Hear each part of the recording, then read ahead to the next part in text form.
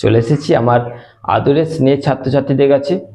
এই সাজেশনটার জন্য যেসব ছাত্রছাত্রীরা বহু অপেক্ষা করছিল এবং তারা এটা জানতো যে আমার কন্ডিশন কি, তারপরেও তারা বলছিল যে স্যার আপনি আগে আপনার দিকটা সামলে নিক, তারপর আমাদেরটা করবেন। তো এতটা বোঝার জন্য অনেক অনেক ধন্যবাদ তোমাদের।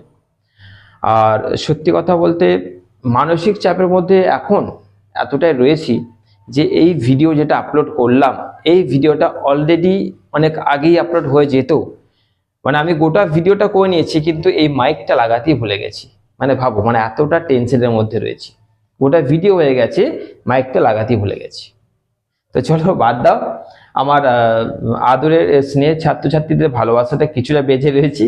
তো আজকে তোমাদের যে education of children with special needs, যেটাই তোমাদের পার্টটা রয়েছে, সেটার গুটি কয়েক কোশ্চেন্স তোমাদের আজকে বলে দিচ্ছি। গুটি কয়েক কেন বলছি সেটা যখন বলবো, তখন কিছু কথা বলবো, তখনই বুঝতে পারি যাবে। তো চলো দেখে নাও।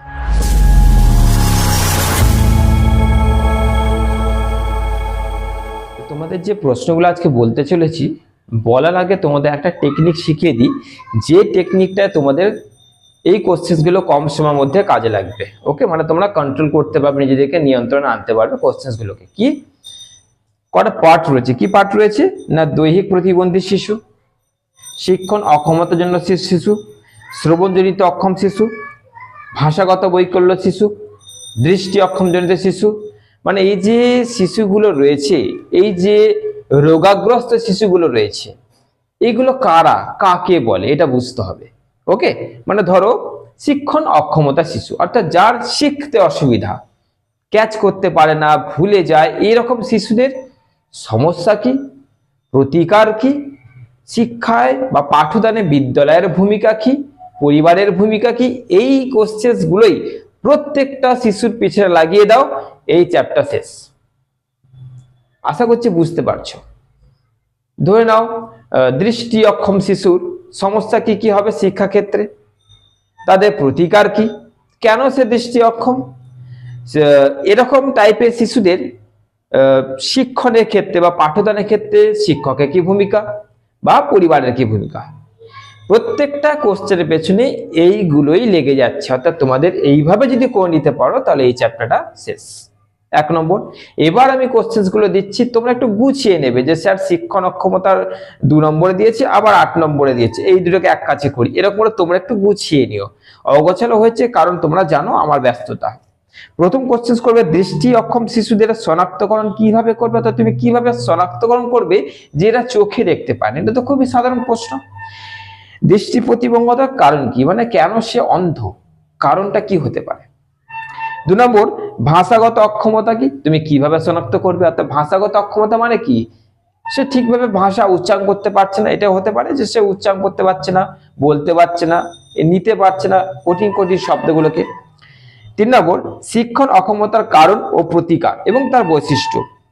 শ্রবণ অক্ষম শিশুদের শ্রবণ অক্ষমতা অনুযায়ী তুমি শ্রেণীবিভাগ করো এবং এদের প্রতিকার কি করে করবে। মানে শ্রবণে অক্ষম, মানে কানে শুনতে পাচ্ছে না, এরকম শিশুদের তুমি প্রতিকার কি করে করবে, বিদ্যালয়ের শিক্ষকের ভূমিকা কি, ওই একই প্রশ্ন। এরপরে বিশেষ ধর্মী শিক্ষার উদ্দেশ্য কি, তারপরে পাঠনগত অক্ষমতার বৈশিষ্ট্য কি বা টিকা লেখো। বহু প্রতিবন্ধকতা সম্পন্ন শিশু কারা, দৈহিক প্রতিবন্ধী শিশুর প্রধান বৈশিষ্ট্য ও শিক্ষায় বিদ্যালয়ের ভূমিকা আলোচনা করো। শিক্ষণ অক্ষম শিশুদের শিক্ষণ পদ্ধতি বা ধরন আলোচনা করো। অর্থাৎ শিক্ষণ অক্ষম মানে কি, শিখতে অসুবিধা হচ্ছে, এরকম শিশুদের শিক্ষায় অর্থাৎ পাঠদানে বিদ্যালয়ের শিক্ষকের কি ভূমিকা। এরপরে শিক্ষণ অক্ষম শিশুদের শনাক্তকরণে শিক্ষকের ভূমিকা। শিক্ষাক্ষেত্রে দৃষ্টি প্রতিবন্ধী শিশু কি সমস্যার সম্মুখীন হয়, অর্থাৎ যে অন্ধ সে শিক্ষার জগতে কোন কোন সমস্যার সম্মুখীন হচ্ছে, এগুলো তোমাদের লিখতে হবে। ব্রেইল এর পদ্ধতির উপর একটা টিকা লিখতে হবে। ভাষাগত বৈকল্যের কারণ কি কি, মানে যে উচ্চারণ করতে পারছে না তার পেছনে কারণ কি কি রয়েছে। শ্রবণ প্রতিবন্ধী শিশুদের সমস্যা, অর্থাৎ শ্রবণ প্রতিবন্ধী যে শিশুরা রয়েছে, কানে শুনতে পাচ্ছে না, তাহলে শিক্ষাক্ষেত্রে তাদের কি কি সমস্যা হতে পারে। এরপরে লাস্ট কোশ্চেন, বাক বৈকল্যের বৈশিষ্ট্য কি, অর্থাৎ বাক বৈকল্য মানে কি, ওই উচ্চারণ, কথা বলতে পারছে না, এরকম শিশুদের বৈশিষ্ট্য কি আছে। এই কোশ্চেন গুলো তোমরা একটা কাছে গুছিয়ে নাও। গুছিয়ে নিয়ে তোমরা ভাবো যে যদি সেই কন্ডিশনে আমার সামনে কোনো একটা স্টুডেন্টস থাকতো, তাহলে আমার তার প্রতি কি দায়ভার থাকতো? খারাপ ভাবে নেবে না। ধরো শ্রবণ প্রতিবন্ধী শিশু তুমি যদি হতে, তোমার কি কি সমস্যা হতো, এরকম করে ভাবো। এই সব করা কোশ্চেন তোমরা পেরে যাবে। যখন পরীক্ষা হলে বসবে, কোশ্চেন গুলো যখন তোমার সামনে আসবে, সেই শিশুটাকে নিজের মধ্যে ঢুকিয়ে নেবে যে এই কোশ্চেনটা যে শিশুটা বলা হয়েছে সেটা আমি, তাহলে আমার কি কি সমস্যা হতে পারে, আমি কি কি করলে ঠিক হতে পারি, অর্থাৎ প্রতিকার। এবং আমি স্কুলে পড়ছি, তো শিক্ষক মহাশয় আমাকে কি কি করে পড়াতে পারে। এই জাস্ট কোশ্চেন স্কুলের পিছনে যদি তুমি পয়েন্টগুলো বানাতে পারো, যদি সেই শিশুটাকে তুমি নিজের মধ্যে ঢুকিয়ে দিতে পারো, তাহলে তুমি যে অ্যান্সারটা লিখে আসবে সেটাতে এই সাবজেক্টের সমস্যা শেষ হয়ে যাচ্ছে। এটা গ্যারান্টি বলছি, একদম গ্যারান্টিড। এটা তোমাকে কেউ বলবে না। ওকে, তো চলো বেশি কথা না বাড়িয়ে ভিডিওকে লম্বা করব না। আমি তোমাদের এক্সাক্ট কথাটা বলে দিলাম, সেই জায়গায় সেই কোশ্চেনটার মধ্যে নিজেকে ঢালিয়ে নেবে, অ্যান্সার নিজেই বেরিয়ে চলে আসবে। চলো বেশি কথা বলছি না, পড়া শুরু করে দাও। আর ভালো থেকো, সুস্থ থেকো।